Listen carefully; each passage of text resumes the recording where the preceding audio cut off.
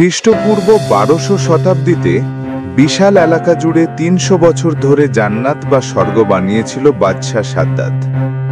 সেটাকেই আবার নতুন করে পুনর্নির্মাণের করা হয়েছে। কোথায় এবং কিভাবে সেটা নির্মাণ হলো সেটা জানার আগে চলুন পুরো জান্নাত বা স্বর্গ এলাকা ঘুরে দেখে আসি।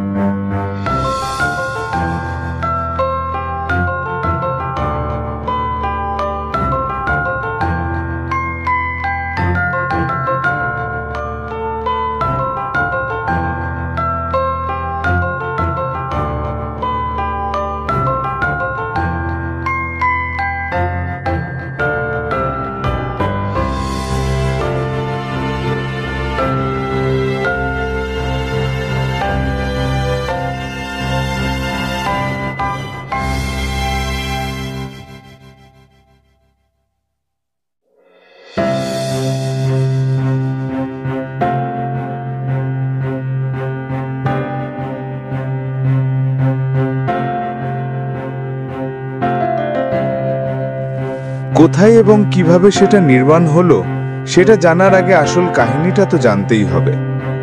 আসল কাহিনী হলো সাদ্দাত বিশাল রাজত্ব ও ধন সম্পদের মালিক ছিল।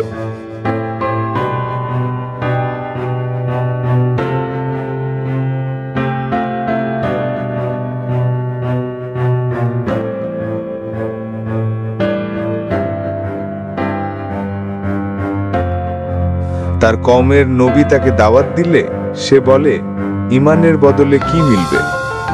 নবী বললেন, জান্নাত।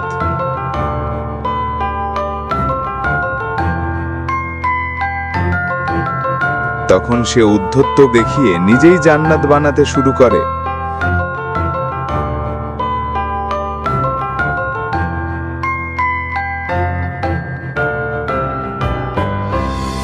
তিনশো বছর ধরে জান্নাত বানায়, তাতে বিভিন্ন ফলের গাছ লাগায়, প্রাসাদ বানায়, নহর খনন করে ইত্যাদি।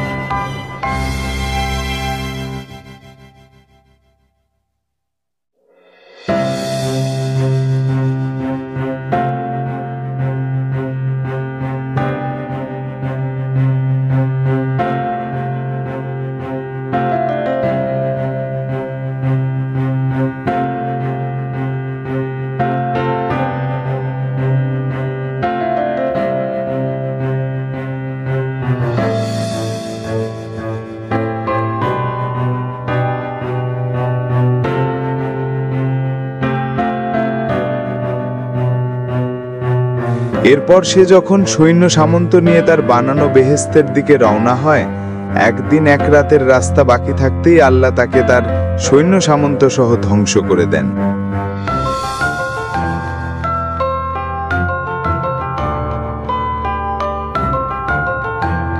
কেউ বলে তার বানানো জান্নাত দেখতে যাওয়ার পথে একটি সুন্দর হরিণ দেখতে পায়।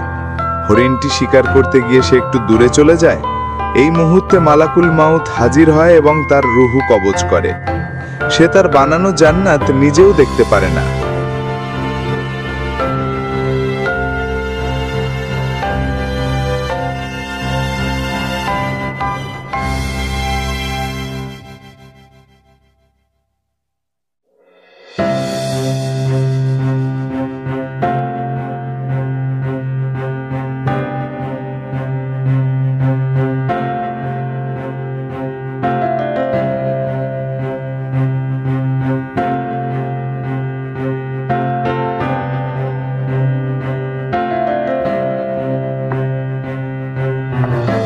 কেউ বলে সে তার বানানো বেহেশতে প্রবেশ করার জন্য যখন এক পা দিল, তখন দ্বিতীয় পা রাখার আগেই মালাকুল মাউত তার রুহু কবজ করে ফেলে, ইত্যাদি ইত্যাদি।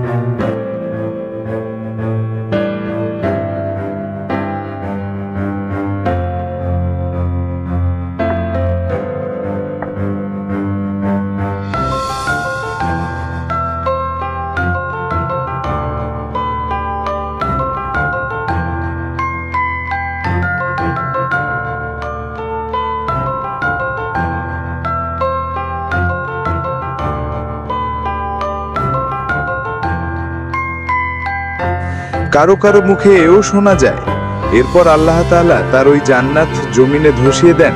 বালুর মধ্যে যে অংশ চিকচিক করে তা সাদ্দাদের বানানো বেহেশতের ধ্বংসাবশেষ।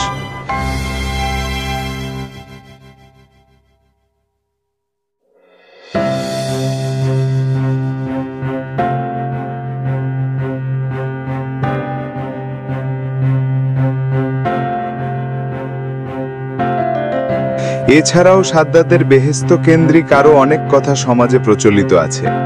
তার বেহেশত কিভাবে বানালো, কতজন শ্রমিক লেগেছে, এর দেয়াল কিসের ছিল, ফটক কিসের ছিল, মেঝে কিসের ছিল, ইত্যাদি।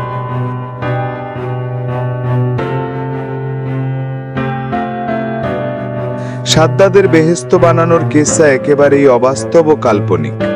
নির্ভরযোগ্য কোনো দলিল দ্বারা তা প্রমাণিত নয়।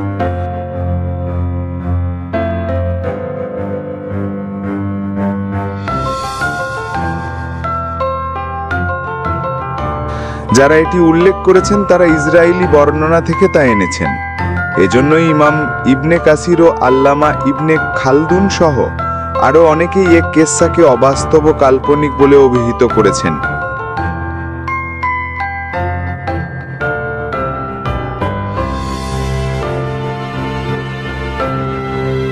তাফসিরে ইবনে কাসির 4, 802 থেকে 803, মুকাদ্দিমাতু ইবনে খালদুন 1, 17, আল ইসরাইলিয়াত ও মাউজুয়াত ফি কুতুবিত তাফসির 288 থেকে 284।